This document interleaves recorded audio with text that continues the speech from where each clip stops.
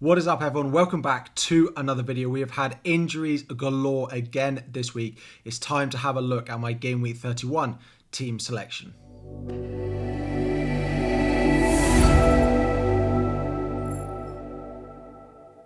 Welcome back, everyone, to another video. FPL Harry here, and today we are having a look at a Game Week 31 team selection. We're going to have a look at potential transfers. We're going to discuss potential injury news and updates we've had for Luke Shaw and Marcus Rashford, and anything else we need to discuss looking at my team going into Game Week 31. Before we do that, we're going to try and hit 1,000 likes on the video. Thank you all again for 50,000 subscribers, and a quick review of how I got on in Game Week 30 last weekend. I got 57 points, which is an okay score.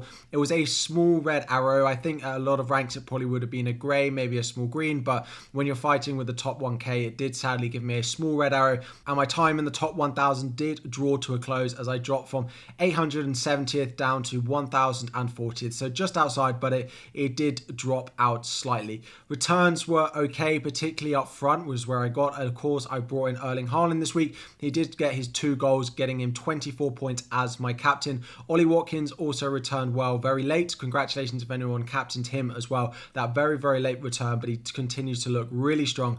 And I did decide to start Solly March as well. So 7 points from him. Defensively, nothing really there to write home about, but just glad I started Kepa over Raya, who did, of course, score an own goal.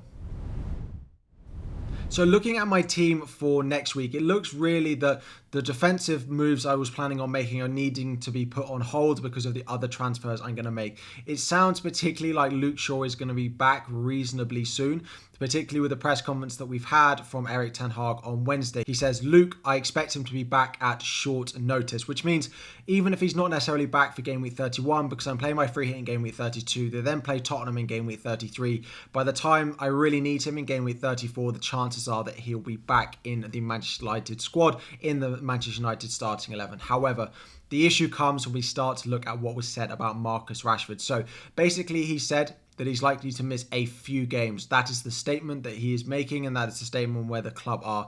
He goes into a little bit more detail about how, it's disappointing. He's not out for the season. He will be back at some point, but they don't really have the ability to offer any more detail than that. He said a few games. Now, Game Week 34, the week that we really need him for, again, kicks off in about 3 weeks' time, 2 weeks from about when the weekend does arise. Now, whether we think he's going to be back available or not is very, very hard to understand and very, very hard to guess on whether we think he's going to be back. Personally, I do think it's going to be quite close, and I think it's going to be very touch and go if he's going to be back.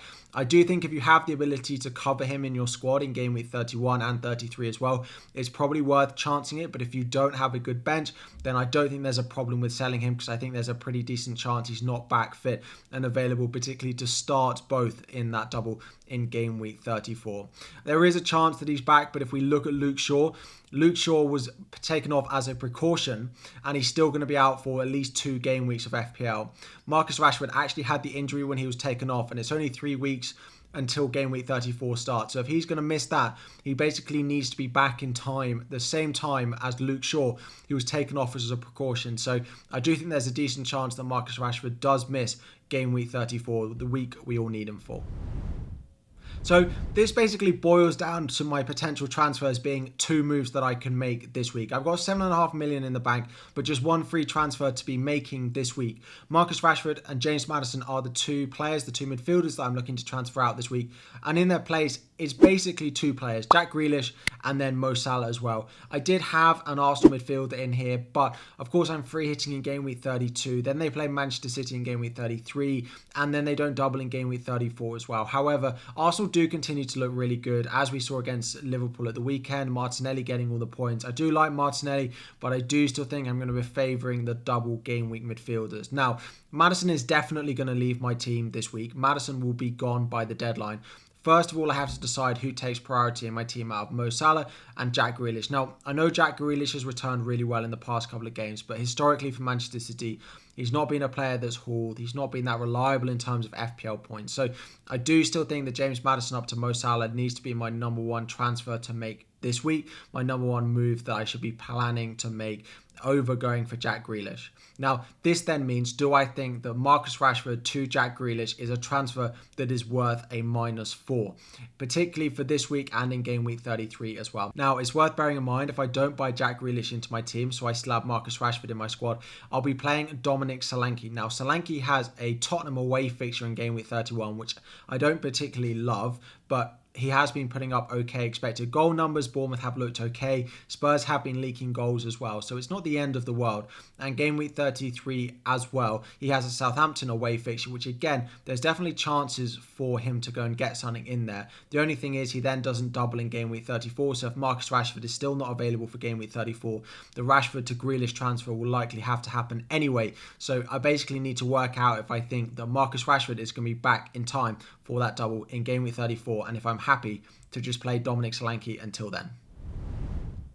So this is how my team looks before any transfers have been made. Again, not particularly happy with it. There are red flags, there are orange flags, and then we of course have James Maddison in there. The bench is okay. We do have a playing bench before we move all the injured players out of my starting 11. However, as I said, the James Maddison to Mo Salah move is what I'm predicting to do this week. At the moment, I think I'm going to err on the side of caution of taking any more hits and just keep Marcus Rashford and hope that we get an update either closer to the deadline, and that might change my thinking, or going into next week, going into game week 33 as well. Because if Marcus Rashford game week 33 comes and it doesn't look like he's going to be back for game week 34, I could potentially just make the move that week anyway and just miss out on Jack Grealish for 1 week. So this week I'm planning on just making one move, which will be Maddison out, Mo Salah in. Mo Salah will take the vice captaincy. Of course, Erling Haaland in a front three now with Ollie Watkins and Dominic Solanke will take the captain's armband, Erling Haaland. So in midfield, of course, will be Matoma and March, still happy with them. Bruno Fernandes, I'm hoping for something for him against Nottingham Forest. Mo Salah coming in. In defence, Ben Chilwell, who's just been sent off for Chelsea in the Champions League. So either Frank Lampard's going to be annoyed with him and he's not going to start, or Frank Lampard's going to think, oh, well, we don't need the Champions League, so he can now start against Brighton. Then we're actually going to go with David Raya over Kepa in goal. I just don't fancy Chelsea for a clean sheet, and particularly with two Brighton mids, I don't fancy playing double Chelsea defence.